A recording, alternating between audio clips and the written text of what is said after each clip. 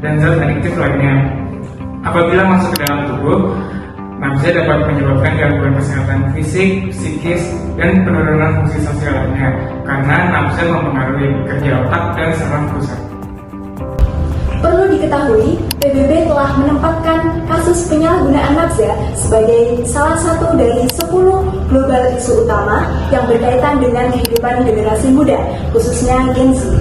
Badan Narkotika Nasional juga menyatakan bahwasannya kasus penyalahgunaan narkotika ini meningkat sebesar 1,73% pada tahun 2023 dengan kasus penyalahguna sebanyak 3.337 juta jiwa. Masa remaja merupakan suatu fase perkembangan antara masa anak-anak dan masa dewasa. Nah, pada masa ini kebanyakan kalangan muda ataupun Gen Z itu cenderung untuk mengikuti apa yang teman-teman mereka lakukan dan memiliki tingkat keingin-tahuan yang tinggi untuk mencoba-coba atau mengikuti tren ataupun gaya hidup. Nah, hal tersebut berpotensi untuk merusak otak secara permanen dan juga berpengaruh pada pengambilan keputusan, sehingga mereka rentan untuk melakukan hal-hal yang beresiko seperti adanya narkoba. Nah, dikaitkan juga pada data yang ada menunjukkan bahwa jumlah pengguna narkoba pada saat ini yang paling banyak adalah kalangan muda ataupun kalangan remaja. Kenapa sih kita dilarang untuk menyalahgunakan nafza? Karena nafza memiliki banyak sekali dampak negatif untuk kita. Nafza dapat menurunkan daya pikir. Untuk masalah kesehatan, nafza dapat mempengaruhi kerja jantung, paru-paru, dan juga pembuluh darah. Di samping itu, nafza juga memiliki dampak negatif untuk kesehatan mental. Nafza dapat menyebabkan gangguan kejiwaan, bahkan sampai bunuh diri. Lalu bagaimana sih hal-hal tersebut bisa terjadi? Dengan penyalahgunaan alkohol dan obat-obatan jangka panjang, otak berubah secara fisik. Otak menyusut, benar-benar menyusut, dan kemampuannya untuk memproses informasi menjadi rusak. Bagian otak yang disebut sistem limbik yang mendukung berbagai fungsi termasuk perilaku emosi, motivasi, memori jangka panjang dan penciuman dipengaruhi oleh alkohol dan juga penyalahgunaan narkoba tersebut. Ketika seseorang minum minuman beralkohol atau mengonsumsi obat-obatan terlarang, sistem limbik menghilangkan zat dopamin yang membuat orang tersebut kesulitan mengalami kesenangan dalam bentuk apapun. Itulah sebabnya banyak penyalahgunaan narkoba dan alkohol tidak lagi tertarik pada hal-hal yang dulu membuat mereka senang. Lobus frontal otak juga menderita dan menyusut dan juga kehilangan kemampuannya untuk berfungsi dengan baik. Bagian otak ini mengatur pilihan keputusan dan kemampuan untuk mengetahui perbedaan antara benar dan salah. Ketika lobus frontal tidak berfungsi sebagaimana mestinya, kita tidak bisa mengendalikan dorongan untuk minum atau menggunakan narkoba tersebut. Amigdala dikendalikan oleh lobus frontal dan merupakan pusat emosional otak. Tanpa kontrol yang tepat dari lobus frontal, amigdala menjadi terlalu sensitif. Keadaan ini membuat seseorang dapat memiliki perubahan suasana hati yang ekstrim. Oleh karena itu, banyak pecandu narkoba terus-menerus merasa takut dan jarang merasa aman. Struktur seluler otak terdiri dari the gray cell yang mengontrol pemikiran dan perasaan, dan juga the white cell yang menyediakan koneksi. Komunikasi di antara the white cell and the gray cell seperti kabel jaringan yang menyampaikan informasi dari satu sel ke sel yang lain.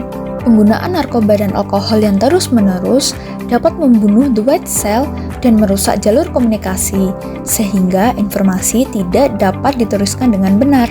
Namun, sebagai Gen Z, perlu kita ketahui bahwa dalam dunia medis, nafza dengan golongan tertentu dapat digunakan sebagai obat loh, seperti morfin yang dapat digunakan untuk obat tadinya lalu ada kokain yang biasa digunakan untuk obat bius lokal pada pembedahan mata, hidung, dan tenggorokan. Lalu, bagaimana caranya supaya kita bisa melakukan pencegahan terhadap nafza? Hindari rasa penasaran untuk mencoba dan ketahui dampak buruk dan untuk kesehatan fisik dan mental, dan lakukan kegiatan positif seperti olahraga atau bergabung dengan organisasi tertentu. Dan yang terakhir, hindari dari pergaulan malam. Nah, karena kita udah ngerti apa bahaya dari nafsa serta cara mengatasi penyalahgunaannya di kalangan anak muda, mari kita sebagai generasi penerus bangsa menjadi advokat anti narkoba untuk mencegah terjadinya penyalahgunaan narkoba di kalangan anak muda, khususnya Gen Z. Dan juga sebagai bentuk support kita terhadap SDGs ketiga, yakni kehidupan yang sehat dan sejahtera. Terima kasih. Eits, sebelum mengakhiri video ini, mari simak wawancara kami kepada teman-teman Gen Z terhadap topik Nafza. Halo, selamat siang Mas. Hari ini aku lagi bareng siapa, usianya berapa, sama tingkat pendidikannya apa? Halo semuanya, nama aku Garda dan usia aku sekarang 19 tahun dan aku sekarang mahasiswa Fakultas Vokasi jurusan D3 Perpajakan. Kenalin, nama aku Adisti, aku dari Fakultas Hukum, umurku sekarang 18 tahun. Oke. Kalau kamu? Aku Raffi dari Fakultas Kedokteran, umur 19 tahun juga. Oke, wah keren banget, dari hukum sama kedokteran. Nah, apa aja sih yang Mas Garda tahu soal Nafza itu? Oke, menurut aku Nafza itu sejenis narkotika ya yang bisa nyebabin kayak kecanduan sama ketergantungan gitu. Dan menurut aku kalau efeknya ke badan kita sendiri itu juga nggak baik. Oke, jadi kurang lebih narkoba yang berbahaya gitu. Oke, narkoba sendiri itu merupakan zat adiktif ya, zat adiktif yang dilarang penggunaannya kecuali dalam kategori tertentu mereka bisa dipakai tapi untuk pengobatan. Itu sih yang aku tahu. Ya, menurut aku sih sama ya, zat-zat adiktif yang kalau misalnya sudah kecanduan akan menyebabkan dampak yang buruk. Oke, pengetahuannya udah sangat luas banget ya soal Nafza. Nah, kalau untuk penyalahgunaan Nafza, apa aja yang kamu ketahui soal itu? Mungkin bisa kayak ganja gitu, kalau nggak lewat yang jarum suntik itu, menurut aku cukup banyak juga sih. Oh, jadi saking banyaknya penyalahgunaannya gitu ya. Oke, untuk penyalahgunaan nafsa itu penyalahgunaan narkoba nafsa sendiri yang di luar untuk kesehatan. Jadi misal untuk orang-orang biasanya itu biar gampang tidur, meredakan rasa sakit, merasakan euforia dan semacamnya. Kalau dari Masnya? Ya bener sih, udah kejawab semua sama Adisti. Oke, jawabannya kurang lebih sama ya. Oke, dan gimana menurutmu cara agar terhindar dari penyalahgunaan nafsa ya? Mungkin kalau dari aku upaya preventifnya dimulai dari diri sendiri kita aja ya. Kayak lebih memperbanyak kegiatan-kegiatan kita yang positif dan kayak lebih milih-milih temen yang menurut kita cocok aja, dan kita juga harus tahu kayak pergaulan mereka itu kayak gimana supaya kita juga nggak salah juga. Yang pertama sendiri adalah lebih sadar tentang bahayanya penyalahgunaan nafsa. Yang kedua sendiri lebih mencari kesibukan agar nggak ada pikiran untuk tercandu dengan nafsa sih. Terus kalau ada masalah mungkin bisa meminta bantuan teman atau ke psikolog. Intinya cari pelarian ya. Iya. Kalau dari Masnya?